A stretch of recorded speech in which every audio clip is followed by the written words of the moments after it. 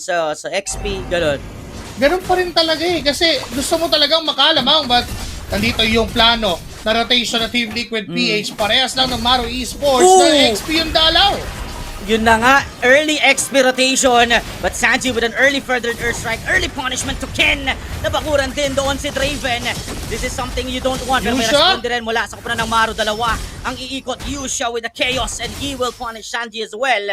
Unfortunately, the retry holder of Maro is part of the casualty. Ako medyo mahirap na kumontes pa. Pero may Uy! sipa doon at nahanap pa si Taro Sakamoto. But Chessman will deliver that retribution. Ay nag-matter, and then akala natin libre na yung turtle para kay Carl. Yes, he got the turtle pero hindi pumayag si Uno na walang kapalit. Pero ganado, yun di ba, yung tasa nito. And kagad nga ay pinigilan yung mainit na paa ni Uno doon.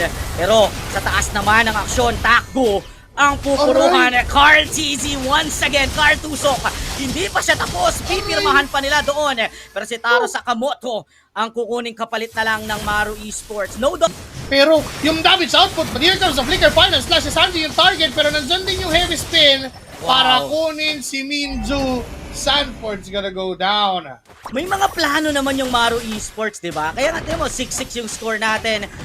Pero ang lamang is nasa Team Liquid. Kumbaga yung mga kills na yon, parang mas na-maximize pa ng Team Liquid. Just like this, another turtle fight. Yusha ang mapapunish on a clutch moment. But Taku will take the turtle para sa Maro Esports sa unang pagkakataon. Napigilan yung phantom execution mula kay Chessman. Not available yung kanyang Thorn Rose, kaya yun na rin yung ginamit niyang pang-secure sana anong retry. Pero teka lang, Arlott versus Lancelot, mukhang lamang pa yata si Kin sa pangyayari. Final slash na na-dodge ni Chessman, pero nadasan, don't na strike, vengeance once more. Wala nang pan-dodge si Chessman, and Kin's gonna get that kill against Carl Tuzok. But they want up top. So ang focus naman nila dito ay sa gitna at paba. Pero Taro Sakamoto, Yusha with a kill. Pero may bawin artillery with a feather earthstrike coming in. Sanji with the shutdown against Uno. Isa sa dalawa, palit ulo yung ginawa ng dalawang team. Ang Team Liquid ang may hawak, diba, ng mga turret pushes. After those trades, another, again, team fight going on. Summon Force kagad ni Kiel1. Nakipagsabayan pero inuutan sila sa loob. Pinayblade sila ni Draven. Nagulo ng konti ang posisyon ng Team Liquid at walang mapapaslang, hindi pala. Pinasok hanggang dulo. Doon si Sanji, Uno with the kill, but the trade will be taken by Liquid.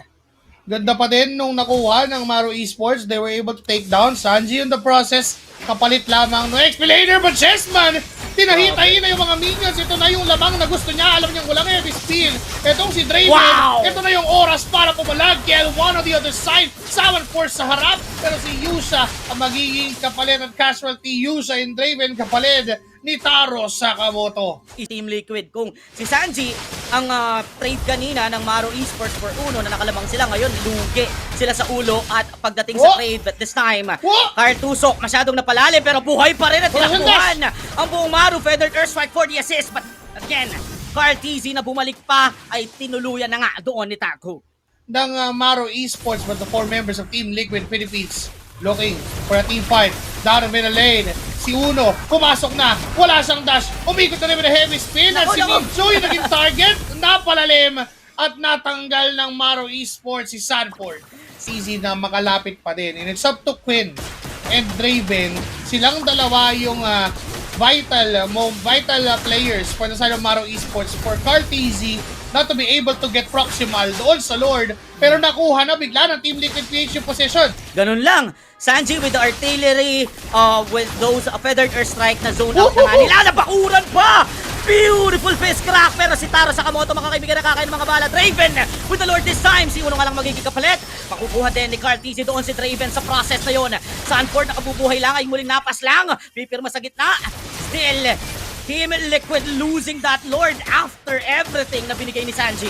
With Philippines, but then again, we're talking about the lead na meron ng Maro Esports. Si Minju ang gusto. Final slash won't connect, but here comes Taro Sakamoto with a fist break, fist crack. Now Chessman dumadash, and 2 members agad yung nawala to the side of Maro Esports. Gaano kabilis yung reaction ni Taro nung nakita niya na nagkumpula ng Maro Esports at nagkamali sa pagkuha kay Sanford. Heavy spin! Pero may Draven Chest tayo na burn! iikot na pin down doon si Carl TZ, pero mapapalitan din niya ni Ohep. Kill one with a kill against Draven while spinning, and Sanji provides and deliver the zone out para mapatras muna ang mga members ng Maro Esports. Narito na muli si Uno, sinapak na naman Sakamoto para lang Kill mapapalitan na one! konti yung sitwasyon. Kill one, knock up!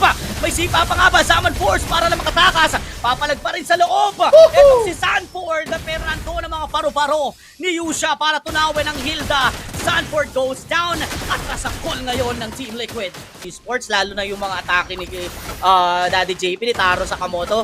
Yun yung pinaka nagpapanis sa Maro Esports, di ba? Oh, teka lang ha, si Sanji nakita niya pero binurst na lang si Yusha! Hindi na nakapalag pa! Parang biglang hinold up tapos taas ang kamay, walang gagalaw. Kaya naman yung Team Liquid ngayon na nakalamang silang humahabol for Team Maro Esports. Quinn, Yusha, Draven going down, and this could be a free lord for the Cavalry. Ayan yung sinasabi ko. Diba they're not ready, and Team Liquid knows those timing. Naunahan nila. Naka-dark mode si Yusha with the singular artillery advantage coming from Sanji na wala kagad sa equation ng sa major damage dealer ng Maro Esports, at nagsunod-sunod na nga yung kalbaryo ng kanilang pagkuha ng Lord. And this time, Team Liquid is eyeing to win this game. Ngayon 5 miyembro sa gitna, ilang segundo bago lumabas yung Lord. At sa gitna din naman talaga, ay hindi, sa taas dumaan. Sa taas, oo. Ang Lord, objective ng Team Liquid Philippines. But look at Sanji and the other members, plano agad nila lumaban! Wow, nakakuha ka agad doon. Pero si Uno, mapapap yung kanyang Evo. Final slash sa Kill dalawa. one! Mahuhula si Ohep, pero atras ng onte. Synchrovision para lang kumurat sa damage. Maro Esports still going for the chase. Pero Carl Tusok with a phantom execution. Torn Rose, he got tagged. Go on the process. Emo pop for him. Brilliance para lang mapatras doon si Carl. Pero narito na naman ulit si Ohep. Bumwelo lang pala ulit. Curse of Crow with a kill. With a feathered earthstrike. Sanji punishing Quinn. Wala na magawa si Quinn. Isang one hit na lang at ubos ang Maro Esports. Team Liquid with that finishing blow.